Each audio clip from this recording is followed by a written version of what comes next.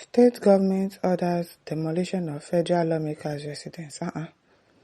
Which federal lawmakers' residence is this one? The Edo State government has marked the house of Honorable Marcus Onobun, a member of the House of Representatives, for demolition. And have they demolished it? This follows report that his residence was used for a cult meeting that turned violent. This thing that Okpebholo is doing is going to cause problem. Because I don't understand this kind of rule, a law, that okay, if cultists do meeting in your house, or if you have a cultist son, and they get to find out that your son is a cultist, they will come to your house and they will demolish it. They will mark it for demolition. That is why, if you catch a cultist, arrest the cultist. Why are you demolishing somebody's house because of that? I don't get it. The incident is tied to recent cult-related unrest in Iruekpen, a community in Asian West local government area. Honorable represents Asian Central, Asian West, Okpebholo Federal Constituency, under the People's Democratic Party (PDP). Of course, he's an opposition. That is why. That is the reason, because I don't understand why you will demolish somebody's house because there's a cultist activity there. How many houses are you going to demolish? And he was the former Speaker of the State House of Assembly. He was accused of hosting a gathering that led to violence. The claims surfaced that several individuals were said to have been injured during clashes in the area. He has denied any involvement, insisting that he was not linked to the conflict and that the violence took place far from his residence. It's just obviously personal vendetta right now. The man is an opposition, obviously, and so he wants to get back at him by demolishing his house. He maintained that the accusations were politically driven and aimed at damaging his public image. Despite his denial, government officials went ahead on Tuesday to label his property for demolition. Honorable reacted by calling the move unlawful. Very unlawful, because why? Why, even if there was a cultist activities in his house, why not strive and make sure security officials arrest the cultist? Or maybe they will now indict the man and say, oh, he was the one that invited them. And then you arrest them actually. Why are you demolishing their house? Why? He questioned the absence of formal communication, investigation, or a legal ruling before such an action. He also raised concern that the law was being used to silence opposition voices. That's exactly what it is, because I don't know what else to call it. You are trying to silence them. You demolish somebody's house. He pointed to earlier cases where properties linked to other PDP figures, including the campaign director general of another party leader, were similarly marked. Obviously he's trying to fight back at opposition. Now wow, it is well load. Somebody should advise him on this thing that he wants to do. He wants to cause big problem for himself.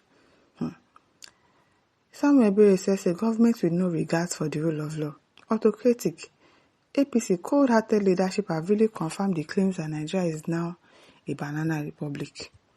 It is only in animal kingdom that the term survival of the fittest is mostly referred to. Now, can someone tell me the difference between what happens in the zoo and what is happening in Nigeria? There's no difference. There's absolutely no difference. I hear that they say they want to start building bamboo houses for low-income earners. And people were like, at this point, it's like we are going to ask the president for forgiveness. So anyway, we might have sinned against you. Knowingly and unknowingly, forgive us, because what is this? What is going on? What is going on in this country?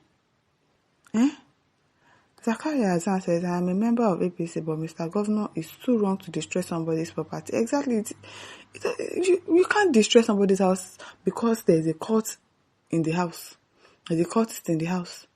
You go to somebody's parent house because the boy is a cultist. You go and demolish his parent house. Why now? Why?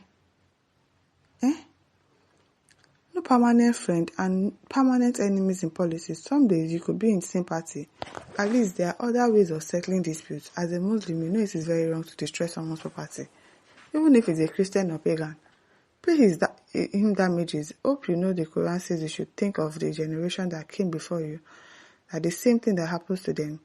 Where is Firaun, Karuna and Lamarazu? I don't know for the man. No. Stedman Edward said this is evil practice because this man, he is not a member of APC. That is why his house was demolished. They have not demolished it. They just marked it.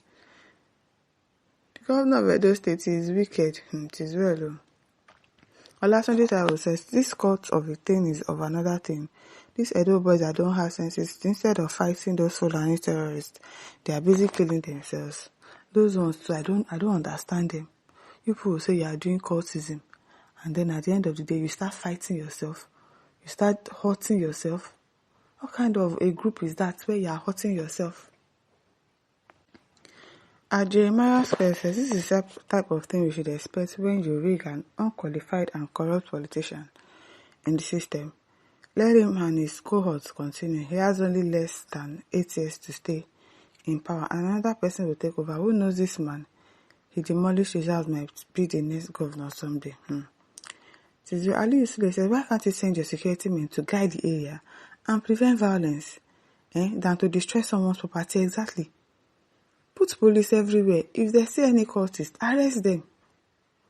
Arrest the culprits. Why are you demolishing somebody's house? It was the one that did meeting, that they turned violent. So you want to demolish the house? Like, Now, wow. Ivan Sokoli says, governor have no right to demolish house without court judgment. Look at the governors that want state police senators. Senators, the rogues will never allow state police, not even the president to sign it. It is well. He said, this governor is an illiterate to try. Tinubu APC cannot call him to order. I hope they do. I hope they call him to order because this law that he's making is not right. It's not an okay law. Jimmy Nwako says, Mr. Governor, why didn't you do this few months ago where you were still in the same party, PDP? You carry out this act of victimization as a way of buying favor from APC. The message will destroy you pretty soon. Remember, it was PDP that made you. Don't bite the finger that fed you because you will definitely regret when your words will be, had I known. Don't be power drunk, Mr. Governor. It's like he wants to be power drunk because I don't understand. It is obviously vendetta. You want to punish him because he's an opposition. That's just it. My listeners, over to you. Leave your thoughts. Don't forget to like, share, and subscribe. Thank you for listening. Bye.